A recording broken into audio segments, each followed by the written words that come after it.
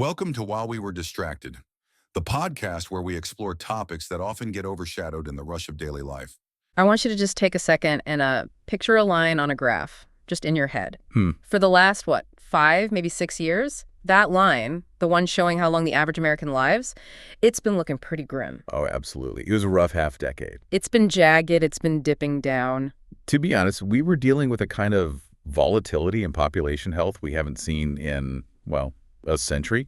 It felt like the floor kept falling out from under us. Right. It felt like every time we checked the vital signs of the nation, the patient was in trouble. We kept hearing about excess mortality and historic declines, and it almost became background noise. It did. But today, we're looking at a brand new report. It just came out this January 2026, and that line on the graph, it has done something completely unexpected. It really has. It hasn't just recovered. It has shot up to a place we have literally never been before. The number is 79. 79 years. That is the new all-time record high for life expectancy in the United States. And welcome to the deep dive, by the way, where we don't just read the headline, we tear it apart. We get into what's actually going on inside. Exactly, because look, 79 sounds great. It sounds like a victory lap.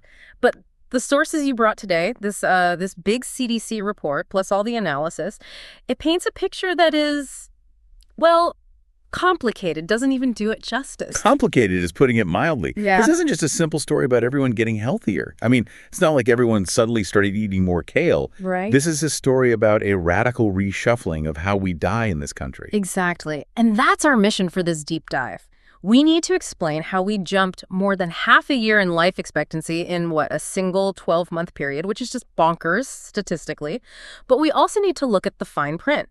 Because while we're celebrating the number 79, there are some flashing red lights in this data that we just cannot ignore. Absolutely. We're seeing a massive victory on one front, a really miraculous turnaround on another, and then a new, quieter crisis that's creeping up the leaderboard. And there's a policy fight, right? Something about vaccines? Oh, yeah. There's a policy fight brewing in Washington that might completely change how we look at public health next year. So let's get into it. We have to start with the main driver, the thing that moved the needle the most. I think most people could probably guess this one. They could, but the scale is what's really staggering. We're talking about COVID-19. Or more to the point, the exit of COVID-19. Exactly. For the first time since, the roaring 20s of this century? 2020, yeah. COVID has dropped out of the top 10 causes of death in the U.S. That whole era of checking the dashboards every morning, it seems to be officially over. It's a huge psychological and a statistical milestone. If you look at the raw data from 2023 to 2024, the U.S. recorded 18,000 fewer deaths from the virus. 18,000. That is the single biggest shaker on the leaderboard. And just to be clear for everyone listening, when we say fewer, we aren't talking about, a margin of error. 18,000 lives is the size of a decent town. It is. That's 18,000 families not planning a funeral this year who might have been otherwise. Wow. And this drop, it aligns perfectly with the shift in language we've heard from public health officials. We've moved from the pandemic phase to the endemic phase. Okay, I want to pause on that word for a second. Endemic. Because I think people hear that and they think it means, harmless or gone. Right, but that's not what it means, is it? Ooh. Not at all. Malaria is endemic in parts of the world. It still kills a lot of people. The flu is endemic. So what does it mean then? Endemic just means the virus is part of the furniture now. It's a constant presence, but it's no longer causing those massive society-altering spikes that shut everything down. It's become predictable. So what's driving that predictability? Is the virus just weaker or are we stronger?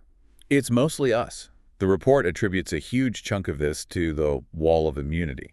Between, the vaccination campaigns and the fact that a huge majority of people have had the virus by now, our immune systems aren't flying blind anymore. They recognize the threat. So the body knows the enemy now. But here is where the story gets really interesting and honestly a little strange. This was the detail in your notes that made me, I had to stop and reread it. While the death numbers are plummeting, the government strategy didn't just relax, it did a complete 180. You're talking about the October 2025 shift. Yes. In October 2025, the CDC stopped universally recommending COVID-19 vaccines for everyone. That was a pivotal moment. For years, the mantra was universal uptake. Everyone, everywhere, get boosted. It was a collective strategy. And now? But the guidance shifted to a case-by-case basis. It's essentially the government saying this is no longer a civic duty, it's a personal medical decision. Which is a huge philosophical shift. It's treating COVID like, well, almost like a severe flu. Maybe even less urgent for some people. It puts the ball in the patient's court. It does. And the sources point out that this creates a massive unknown variable for the future. The report explicitly says the long-term effects of this policy shift are, quote, to be seen. Why is that an unknown?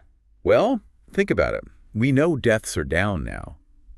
But that's partly because of the immunity we built up over the previous years, often through universal boosting. We're sort of riding the coattails of that. The question is, will the death rate stay down if vaccine uptake just drops off a cliff because the recommendation is gone? That's the gamble, isn't it? We're betting that the wall of immunity is permanent enough that we don't need to constantly reinforce it with a universal policy. Precisely. It signals a move from emergency management to long-term maintenance. But whether that maintenance is sufficient, well, the data will have to tell us next year. But for now, the absence of COVID in the top 10 is a huge reason we hit 79 years. A primary reason. Okay, so COVID is out. That explains part of the jump. But you can't get a record-breaking life expectancy number just by not dying of one thing. There had to be something else. And honestly, this next factor is the one that really shocked me. I know which one you mean. Because for as long as I can remember, this chart only went one way. You're looking at the overdose data. I am. I feel like for the last 10 years, every time we talked about life expectancy, we were talking about the deaths of despair. Right. Opioids, fentanyl. Dragging the national average down. It felt like an unstoppable tide. But look at 2024. It is a hidden victory. And I don't use that term lightly. In the public health world, this is monumental. The category is unintentional injuries, which is sort of a catch-all, but it's where drug overdoses sit. Okay. That entire category dropped by over 14% in 2024. But if you dig down and look just at the drugs, just the overdoses. It's even sharper. Drug overdose deaths dropped by over 26% in a single year. 26% in 1 year. It was unheard of. I mean, usually in these reports, you're fighting for like 0.5% gain. You're high-fiving over a 1% decline. How on earth do you get a 26% drop in something as entrenched as addiction? It is a statistical sea change. Think about that curve we've been watching for a decade. It seemed exponential. To see that curve not just flatten, but bend downwards that aggressively. It just fundamentally changed the math on American life expectancy. Does the report get into the how? Did we cure addiction? What happened? It's more focused on the numbers than the sociology, but the analysis suggests it's a bunch of factors. Better access to naloxone, maybe changes in the street supply, better treatment outreach. But whatever the driver, the outcome is that tens of thousands of people are alive today who statistically wouldn't have been. That is massive. It's almost as big as the COVID drop, isn't it? In terms of pushing the average age to 79, absolutely. You cannot tell the story of this recovery without the overdose turnaround. If overdoses had stayed flat, we wouldn't be having this conversation. So we have two massive wins. We aren't dying of the pandemic, and fewer of us are dying of overdoses.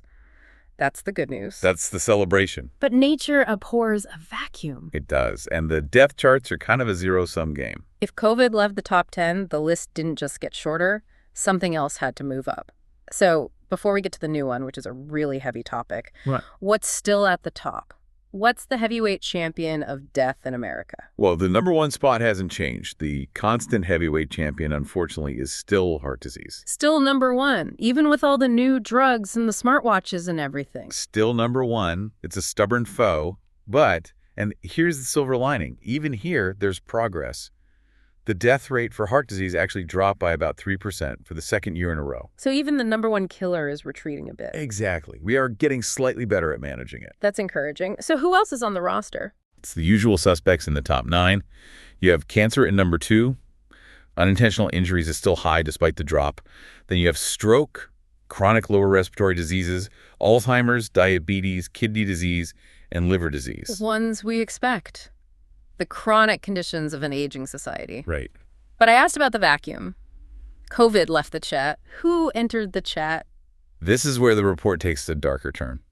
And it completely flips the narrative of we are getting healthier because the new entrant in the top 10 is suicide. That is sobering. It is. It's deeply concerning. While we're celebrating this victory over a virus and over accidental overdoses, intentional self-harm has climbed the ranks. It feels like such a paradox. We're saving lives from drugs and viruses, but we're seeing this rise in people ending their own. Do we have a sense of the scale here? The report cites data from the Substance Abuse and Mental Health Services Administration. They indicate that more than 14 million adults experienced serious suicidal thoughts during this period. 14 million. That's the population of Pennsylvania. It's a massive number of people in crisis. It really highlights this profound shift in what threatens us. Think about the last 5 years. We spent all our energy and anxiety hyper-focused on a biological threat. A virus that attacks the lungs. We wore masks, we stayed inside, we built new ventilation systems. Exactly. And we won that battle. The viral threat is receding. But now, as the dust settles, we're seeing the rise of this behavioral and mental health threat. It's like we traded a physical crisis for a mental one. It really complicates the 79-year celebration, doesn't it? Because alive and well are two very different things. That's the crux of it. The physical health metrics are flashing green, but the mental health metrics are flashing bright red. And that is a much harder ship to turn around. Which brings me to the section I like to call the fine print. Because averages are dangerous things. They are. They hide the extremes. They make the world look flat when it's actually full of peaks and valleys. So when we say the average American lives to 79, who are we leaving out? Well, the short answer is no. Not everyone is at this party. The report is very clear that significant disparities remain. When you break the data down by race, ethnicity, gender, you see deep fractures. What stood out to you? The statistic that struck me hardest was about American Indian men. In 2024, they had the highest death rates of any demographic group. So while the national average is soaring, you have whole communities that are effectively living in a different country health-wise. Correct. The drop in overdoses didn't lift every boat equally.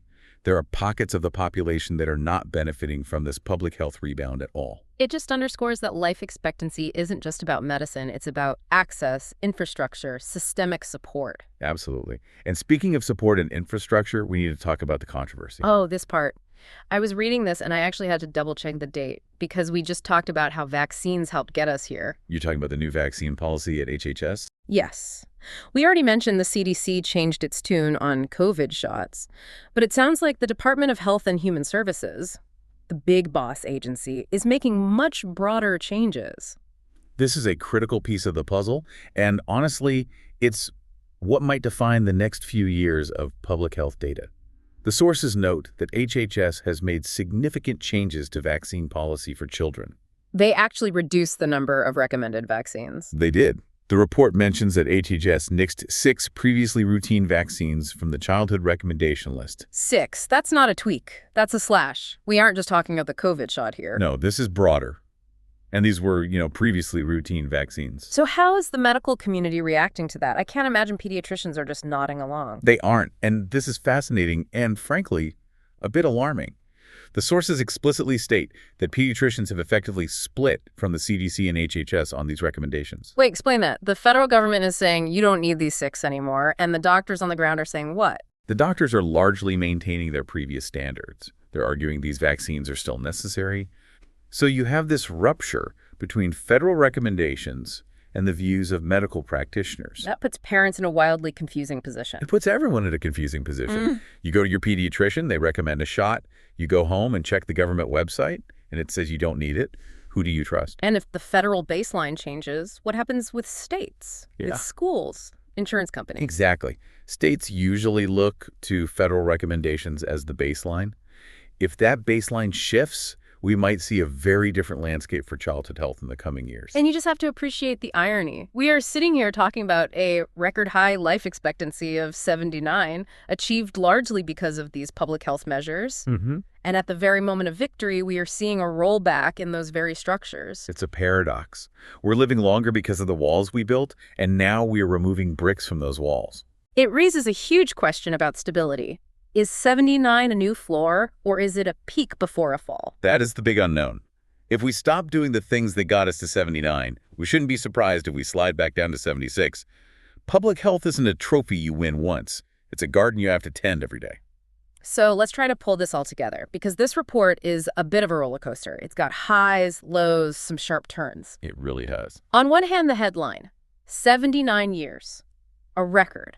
We beat back COVID, it's out of the top 10, and we made a massive 26% dent in drug overdose deaths, which is a miracle. Huge wins for physical health. We should not understate that. We are physically safer from immediate death than we have been in years. But on the other hand, we have suicide climbing into the top 10, we have deep inequalities, and we have this brewing storm over childhood vaccines. It's a fragile number. That's my takeaway. Life expectancy isn't a guarantee, it's a report card.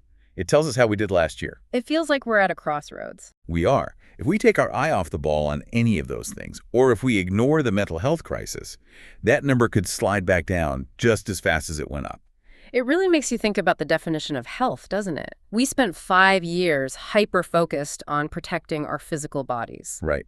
We treated the human being as a biological machine that needed to be kept running. And we succeeded. The machine is running longer than ever. It is. But with suicide replacing COVID, it feels like the battlefield has shifted. We're prepared for a contagion from a cough, but are we prepared for one that comes from despair? That's the question.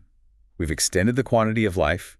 Now the challenge is the quality of it. If 79 is the new normal, the goal can't just be ensuring we stay alive that long. It's ensuring those extra years are actually happy ones. Because if we're just adding years to a life that feels unbearable, have we really won? I think that's the question we all need to be asking. The data tells us we can survive. Now we have to figure out how to thrive. A lot to think about. That's all for this deep dive into the numbers that define us. Thanks for listening, and we'll catch you on the next one. Don't forget to like and subscribe for the next episode on While We Were Distracted.